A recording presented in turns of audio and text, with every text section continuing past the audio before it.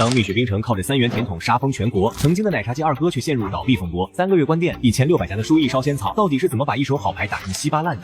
你有多久沒喝過書藝燒仙草了？最初憑借半杯都是料，讓學生黨以及打工族爭着搶着去購買，再加上它價格亲民，一下子就拿下了消費者的錢包。從2017年的300家门店，再到突破5000家，書藝燒仙草只用了2年時間。到了2021年，门店已經擴张到7000家，在茶飲中已經穩穩佔據了一席之地。可就在它做大做強後，卻突然對品牌進行升級，將之前書法 logo 改成一只兔子。不知情的消費者還以為是盜版的，直接避而遠之；而知情的消費者也實在看不下去，逐漸拋棄了書藝。在這種情況下，全國的書藝燒仙草都一頭扎進了倒閉潮的漩渦。去年9月，書藝燒仙草還因門店倒閉太多，二手設備滯銷上了熱搜第一，從巔峰瞬間跌入谷底。書藝燒仙草到底怎麼了？2007年，書藝燒仙草就已經創立，但早期的它並不叫這个名字，因為銷量平平，才將它正式更名為書藝燒仙草。書法字的 logo 滿滿的半杯都是料，再加上超高性價比，直接讓書藝火爆全國，一度成為繼蜜雪冰城之後第2個即將邁入萬家門店的茶飲品牌。到了2022年，絕味食品、恰恰食品、騰訊投資等資方看中它的實力，直接豪掷10億元投資。但是當體量大規模增長之後，書藝燒仙草卻迷失了方向，腦子一熱就把原本深入人心的半杯都是料的理念一腳踢開。這就好比一個一直以做紅燒肉聞名的餐館，突然說以後主打清蒸蔬菜，顧客們能不蒙圈嗎？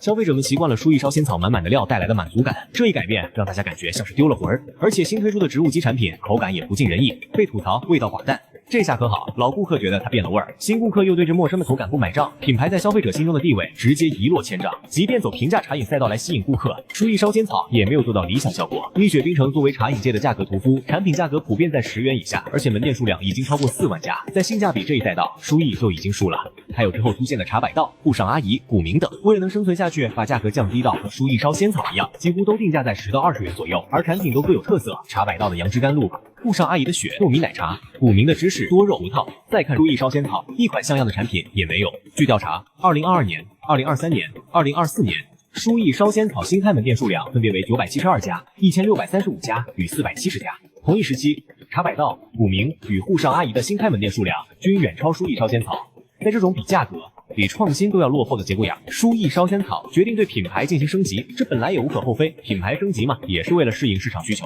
可問題在於，書藝燒仙草在升級過程中卻做出了一些讓人摸不着頭腦的迷之操作。首先是頻繁的變動菜單，有加盟商之前吐槽稱什麼好喝就下架，當消費者對某一款產品十分鍾愛，隔三差五就要買一杯，可突然這款產品被下架，消費者自然就會換一家品牌，而且菜單的頻繁更換對加盟商來說是一個不小的負擔。新的產品需要新的原材料、新的製作工藝，加盟商需要重新學習、重新採購，這無疑增加了加盟商的運營難度。其次是更改 logo 形象，他將之前的白底黑字紅 logo 換成了一隻紅兔子，而且門店風格都徹底更換。原本以為全新的形象能給消費者帶來新體驗，結果卻直接導致門店業績下滑一大半。畢竟改名字，別人會以為你是新開的，但如果改 logo，不知道的人還以為你是盜版抄襲的。就連加盟商都吐槽，紅色兔子跟綠色門頭結合在一塊兒，就有一種廉價和山寨感。甚至為了降低成本，總部竟然選擇降低選料的檔次。隨着物價上漲，書藝燒仙草未能及時提出解決辦法，導致加盟商的利潤直接壓縮到幾乎渣都不剩。無奈之下，總部做出妥協，將原本使用的優質茶葉換成了質量低檔次的茶葉，之前使用的新鮮水果也換成了水果罐頭。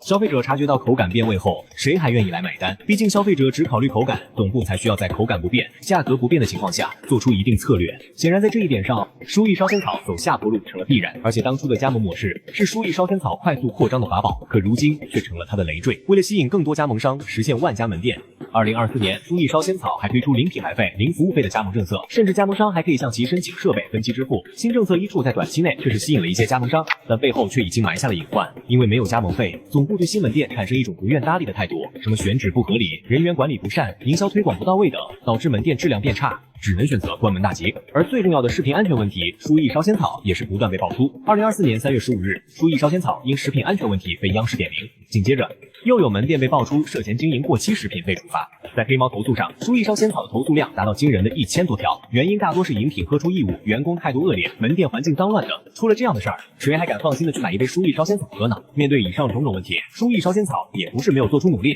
試圖自救。2023年年底，他將門頭 logo 變回之前的中國風形象，還推出金桔檸檬、薄荷綠等10元新品，試圖與蜜雪冰城進行價格競爭。可看似價格是降下來了，但進貨價卻沒降，加盟商看後瞬間就不幹了。下沉市場的消費潛力雖然大，但有了蜜雪這一巨頭，書藝燒仙草想要來下沉市場分一杯羹，又談何容易？最近幾年，各大飲品都在通過短視頻來搶佔用戶注意力，最成功的莫過於瑞幸咖啡。茅台的熱度蹭了，黑神話悟空的熱度也蹭了，而且效果十分明顯。這也讓瑞幸抓住了流量密碼。恨不得一年365天就搞365次联名，像喜茶、霸王茶姬、蜜雪冰城等。即便流量还在，但也没有停下脚步，而是通過各种不同的营销战略，在市场中拋頭露面。這方面，書藝燒仙草就明顯做得不夠。如今想來，書藝燒仙草就沒有一個營銷案例讓人聽了耳目一新的。當然，茶飲行業不光是書藝燒仙草存在危機，很多品牌看似風光，背後早已經亂成一團。之前我們講過，奈雪的茶、益和堂背後的危機也不低於書藝燒仙草。據數據顯示，2024年茶飲消費客單價為11元，在北上廣這些一線城市，消費客單價也沒有超過15元。可見，如今的消費者在奶茶這方面確實是不捨得花大價錢去喝了。